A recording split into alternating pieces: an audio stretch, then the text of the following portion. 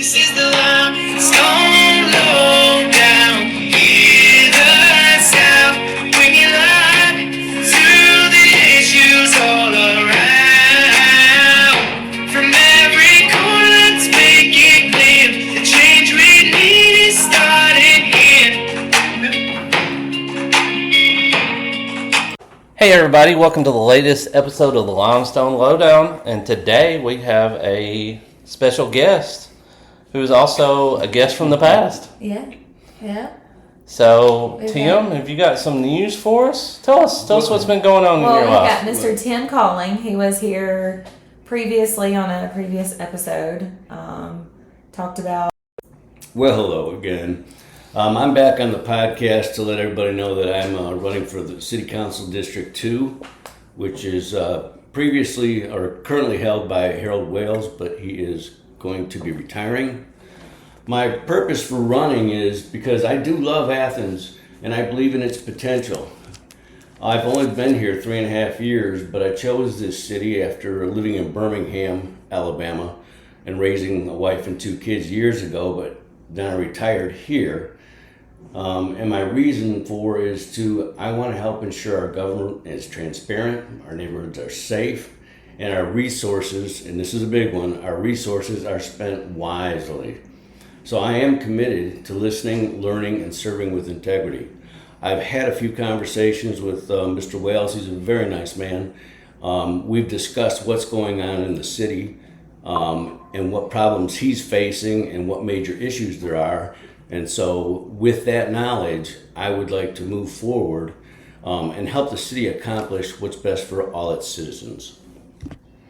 So, Tim, we're going to kind of do a Q&A session with him and kind of go over some questions, what he's experienced attending city council meetings over the last year. So, Tim, you met with Mayor Marks, like a few months ago? Yeah, beginning of the year. We had an issue with some people I befriended and their housing situation, which was extremely poor.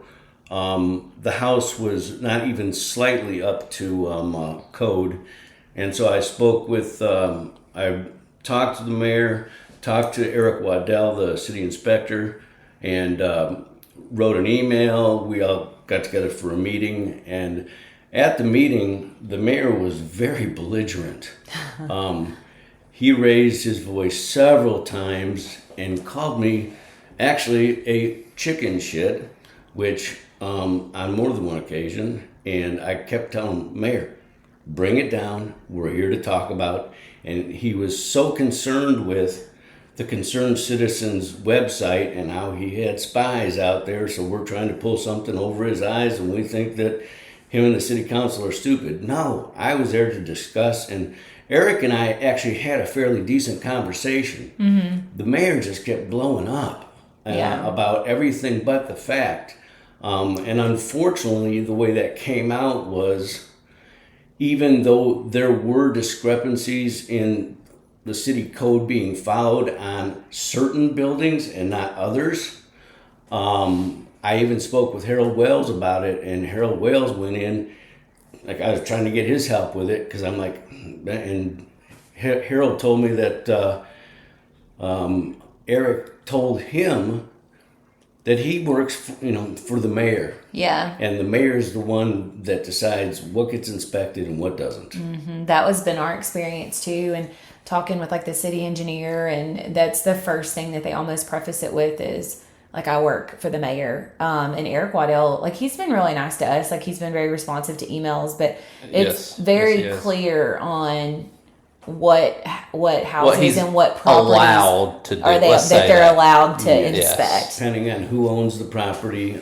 certain rules are followed. Right. And so it was just you, Mayor Marks, and Eric Waddell when you met. Right. And the 7 properties that I had listed were all owned I remember it was Teresa and Willis. Willis, yes. It was so just for everyone that's listening. So they came to a city council meeting back in November, and they were talking about the house that they were living in, that they didn't have proper heat. There was sewage in the yard, and they brought up that one of the city councilmen, Mr. Chris Seibert, owned the property. And Tim was asking some questions. He's been around seeing several of these houses, and that's what sparked him to have a meeting with Mayor Marks to kind of go over these ordinances and stuff, and question the process for inspecting these houses.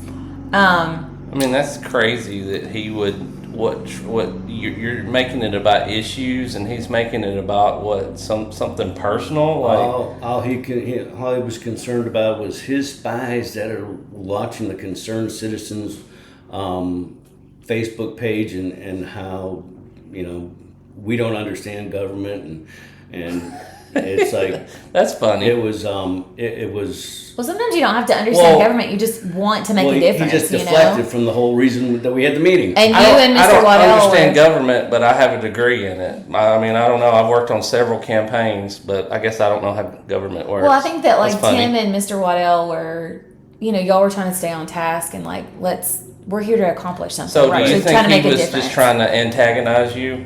Oh, there's no doubt he wanted. Well, my opinion is, he just kept raising his voice louder and louder, and I just assumed, he was trying to get me, and I just said, Mayor, I'm an old man.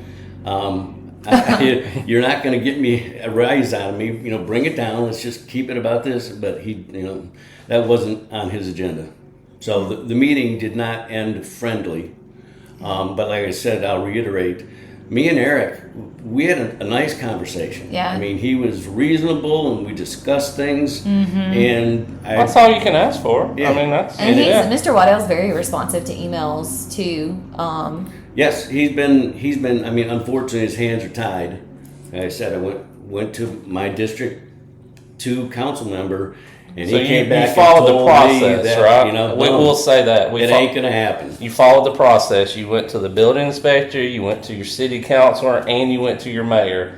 And we all know at the top the CEO and who that is, and it just. Well, you follow the exact chain of command too, and trying to ask questions, and still haven't gotten anywhere either.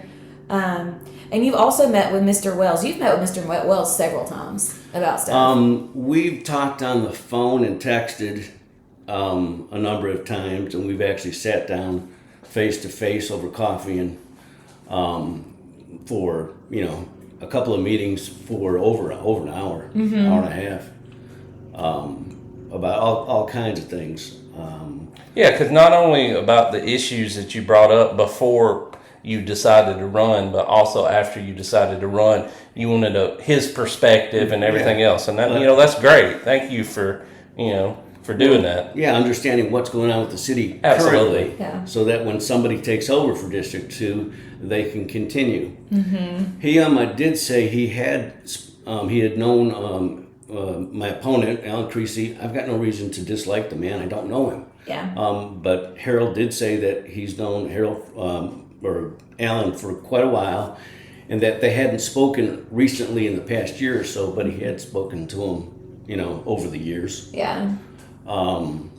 So, I mean, I just like to promote District 2 and the city as the best that I can. And transparency it's obvious that there's, like I've told Jared Amanda plenty of times, I know what my checkbook is.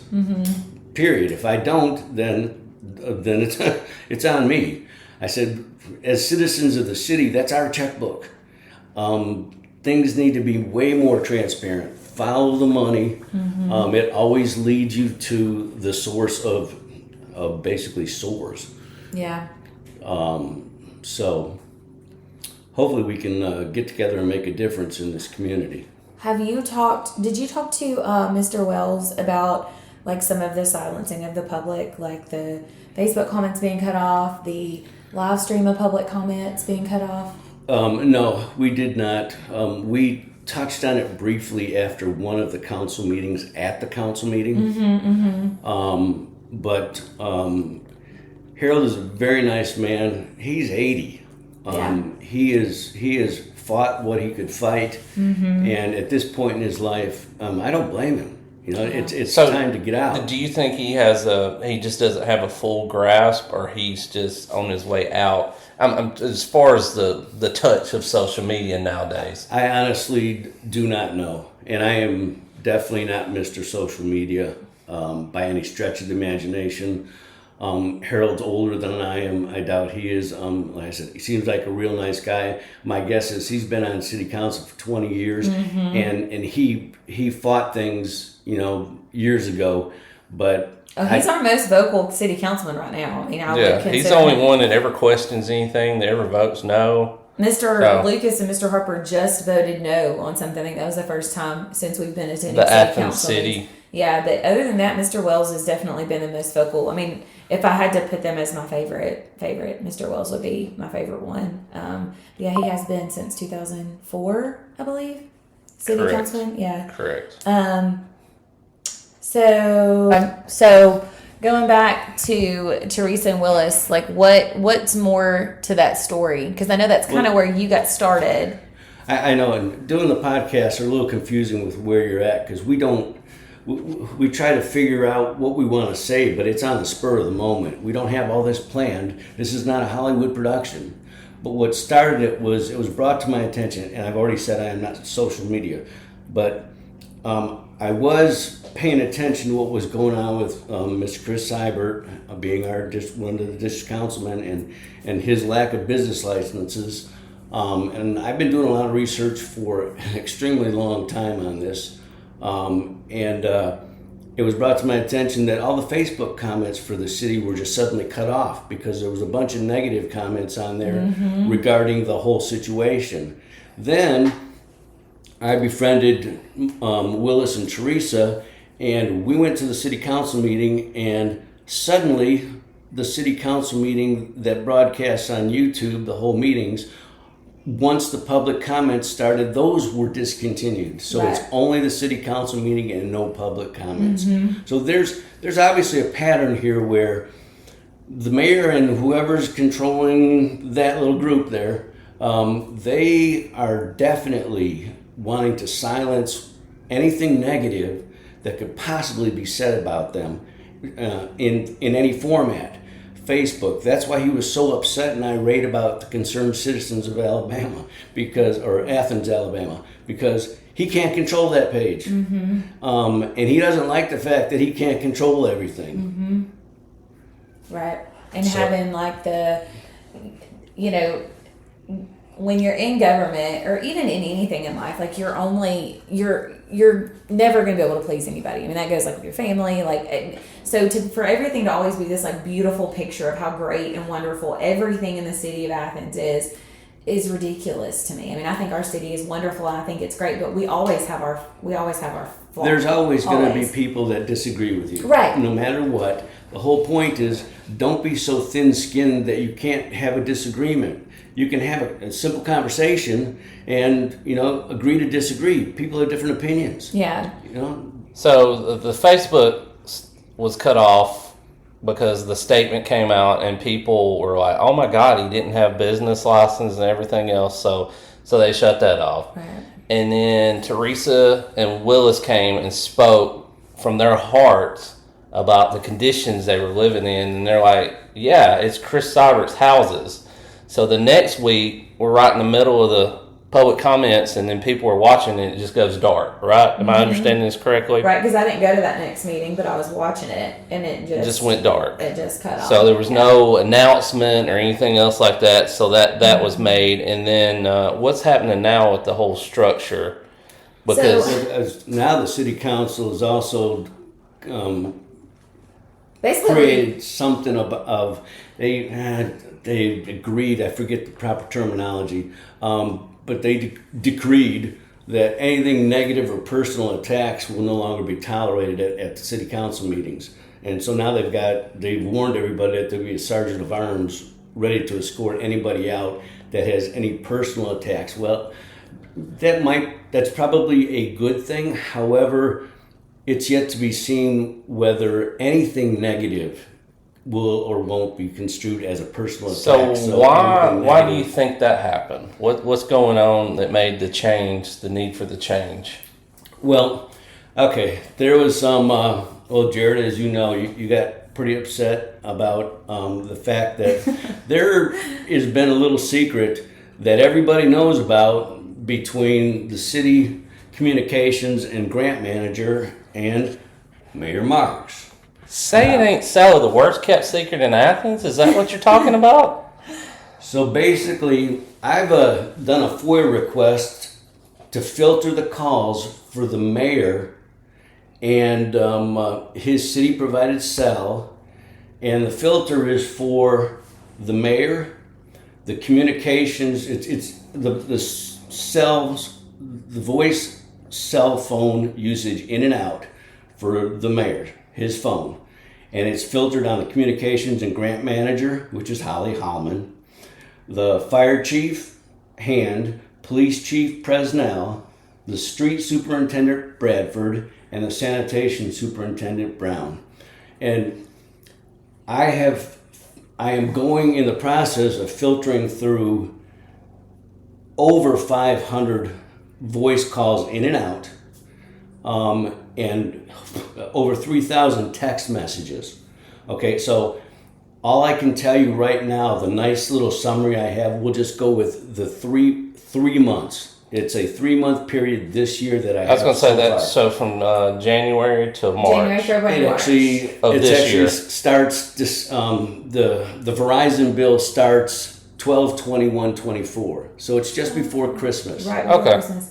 So you did a public records request from the city for city cell phone records to include city cell phones, so no personal cell phone numbers. Yeah, they're- just city cell phones for the Mayor Marks, Holly Holman, Big A, Chief well, Hand. it's just the mayor's cell, but any phone calls from other people or personal calls aren't on this list. They're redacted. But it's the This is city just- cell phone for like Big A, Chief Hand, Right. Bradford, and Brown. Because For all sanitation. those are public. They're Because you public can't, it's record. it's their city cell Right. phones, not their personal. So these are just on city. So city cell phones only. City cell phone to city city cell cell phone. phone. Okay, go ahead. or direct lines, landlines for the fire chief and for street superintendent. Okay. But the point in this is, I've gone through so many text messages. I don't have a nice, clean little record like I'm about to describe, but trust me when I say it follows the same pattern. In a 3-month period, to just those people that are mentioned, the mayor has a total of, or the Verizon bill shows a total of 287 phone calls, either in or out. Okay.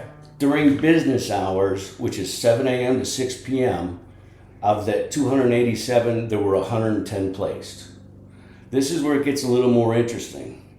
After 6 p.m. to midnight, there are 95 calls placed, all to our communications and grant manager, Holly Holloman. And those phone calls are after 6 p.m. and there are some up to midnight and even after midnight. Now, on the weekend, there are 67 calls from the mayor's cell phone in or out that are all to Holly Holloman, our communications and grant manager. Other people on that list, of that whole list, Chief Hand, Chief Presnell, Superintendent Brown, Superintendent Bradford, there's only 10 calls of the 287 in a 3-month period. Wow. So 277 calls in or 87, out. Yeah. 110 during between business hours. Holly and the mayor. So it's hard. So the reason why you did the records and to include all of our like public works and our safe first responders and things like that was to show, okay, well, if you're talking 200 times, you must be talking at least 50 times to these people, but it's not. Well, the request is to city employees and during business hours. Right. It's like, okay, he can talk to whatever city employee. It's just quite odd that out of all those calls, out of 110 during business hours. So even more that there's more that are outside of business hours than during business hours.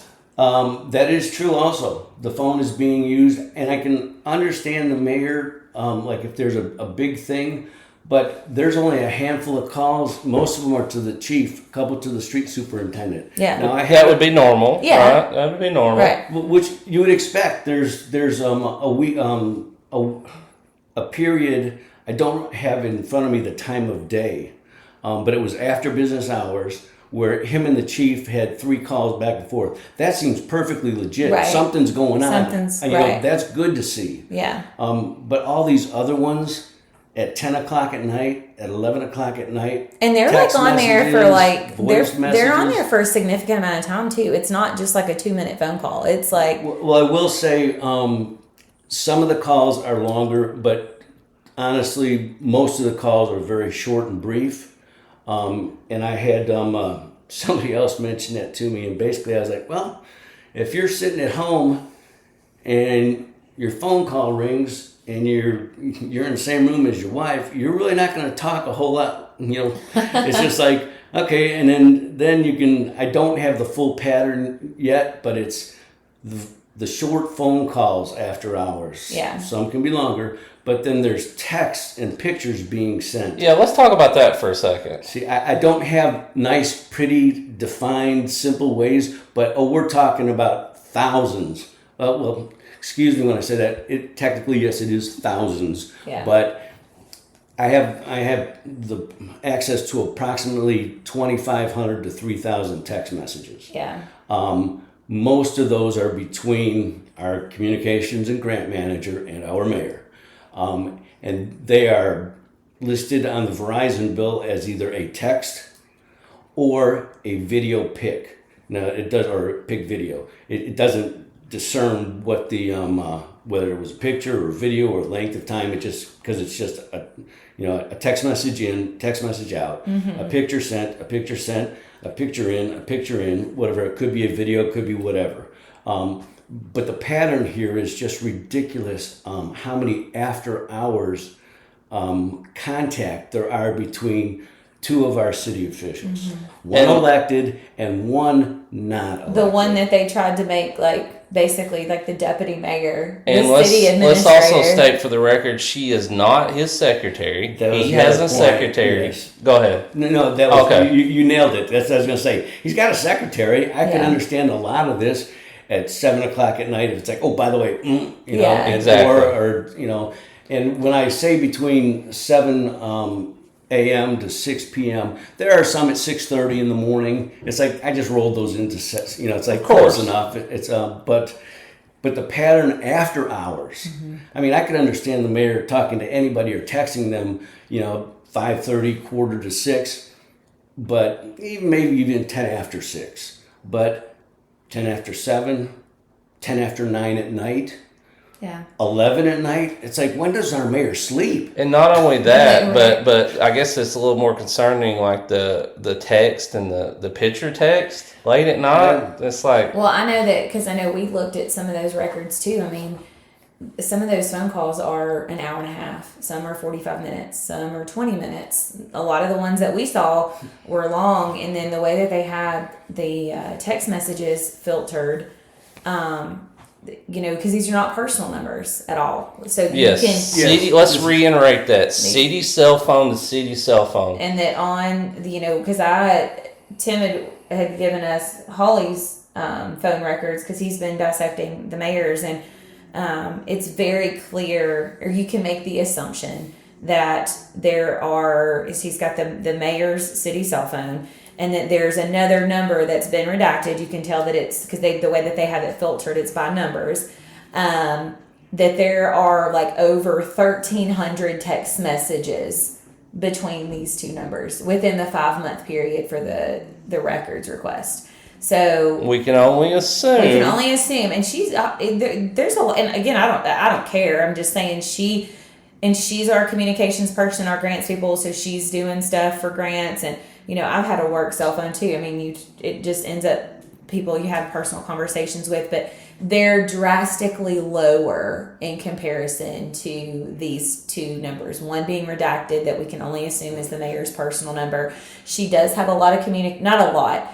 She does have probably about 100 text messages with Big A, and street department. I guess because of traffic, and especially right around there, the tornadoes, when the tornadoes were down, like with Makes power sense. lines. I would assume, yeah, Right. it's perfect time for the fire chief and the police chief, and you know, should be a whole bunch of texts Right, going on, right. and voice calls. But it's just to reiterate, this is only a 3-month period for this year.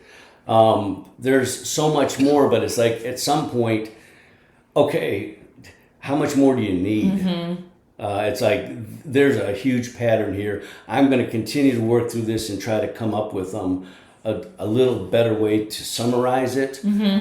But I mean, I've been here 3.5 years, and I've heard different grumblings, people about what's going on with the mayor and the fact that he's having an inappropriate relationship. But now I've got the proof. It's like there's no explanation for this. Well, there is an explanation, but nothing that I'm sure he'd care to put on Facebook. Not on the city dime or city time. And that's the whole point. This is Because let's expand on that a second. Because there's also credit card receipts that he's refused to say who he is at lunch with. Who was on a trip with him, because there was 2 people Correct. in the room asking for room service. There was food, and he straight up said that he would not say who it was. But there's other trips and other receipts where he's actually paid the city back for his wife and his grandsons. He's reimbursed the city because the city's only paying for his. And so there's pictures like of his checks that like he's paid the city back. And so why is it? And then the trip to Scotland. Well, yeah, let's finish with that. Let's talk about that. That there's so many questions. Like, it was not a trip sanctioned by the city council. The mayor went, Holly went, they went with the disgraced superintendent and his wife that went to jail right after that. It wasn't sanctioned by the city. They paid their own dime. But yet, I have transcripts showing that Miss Sloss asked the mayor, like, "Hey, Holly doesn't have enough time to cover this," and he's like, "Oh no, she don't need time to cover this because we're working. And we're working 10-hour days." Yeah, and to clarify, by time he means paid vacation. Yeah. It's like she didn't have the normal hours allocated for the amount. she had 8 hours. She was 32 to the negative, so she could not have gone if he didn't do this. And the funny thing was that this was asked after they were already there. Yeah. Like, he didn't tell people beforehand this is what's going on. And again, we have records of everything that we're saying. We're not just making this up. This is not speculation. We have hard facts and figures. Well, they didn't hide it. I mean, Holly posted all over social media that she was in Scotland and that they were there. There were several Facebook comments that people asking, like, did the city pay for this? And they said no, but we're representing the city well. So it wasn't hidden. This trip wasn't hidden. It was very public that they were there, thrown in the people's face. So after it being all over Facebook, and then it's crazy because over the last 5 years, because the Scotland trip was in 2019, or the last 6 years, Holly has been promoted. So it's like he's legally doing all these things. It's not necessarily like illegal things. It's just you are the mayor of a city and your direct employee works for you, and you have promoted her through the years. Luckily, the city council shot down her getting the city administrator job last April, but even when she got promoted to this communications and grants manager, she didn't have to compete for it. It wasn't open to the public. People didn't get an opportunity to apply for it. She just slid right into this manager position. Whether she's qualified, the conversation isn't if she's qualified or not. The conversation is the look of it, how inappropriate that this looks. And, over the last few months, people have said that it's slander. They've talked bad about us. It's not slander if it's true. Yeah, exactly. It's like we've got so much evidence. We have been taken advantage of as city citizens by a handful. Not the whole city's corrupt, but there are definitely a handful that are. And it's about time somebody actually spoke up and, poke that sleeping dog and get him barking. Yeah. And somebody poked the sleeping dog and he's a barking now. And so and there's still no denials. There's just anger. Yeah, mudslinging, saying mudslinging, and yeah. So all we're trying to do is bring this awareness on a platform that isn't for financial gain. It's just the mayor and a few other city officials have been getting away with so much for so long. They feel invincible. Mm-hmm. And like I say, once you poke the dog and wake him up, he's going to start barking. And we just want to actually encourage people to help us, to help the city, so that we can actually turn this city around and get it back on track. And with that, there's obviously a mayoral race coming up. Mm-hmm. Please do not vote for Ronnie Marks. Please do your research. That's all we're asking, because, as several people have said, oh, these people are ... It's like, yes, this is our opinion, but we do our research, and we ask you to do the same thing. We don't ask you to believe anything we're saying. This is going to be posted out there. Any and everybody can look at it, and we encourage you to please look at it. If phone records don't bother you, then so be it. But it is clear as day what's been going on, and then seeing the pattern of the trips and the receipts, and now the phone records and the job promotions. So it's been, we appreciate Tim being on this journey with us, and thank you, and we wish you nothing but the best of luck in your campaign, and hope to have you on again soon. So yeah. Good luck on the campaign trail. Thanks, guys. And that's a wrap for this episode of the Limestone Lowdown, where we break down the issues, keep you informed, and give you facts straight from the source. Remember, your voice matters. Your vote counts, and your community thrives when we stay engaged. Stay tuned, stay informed, and stay involved.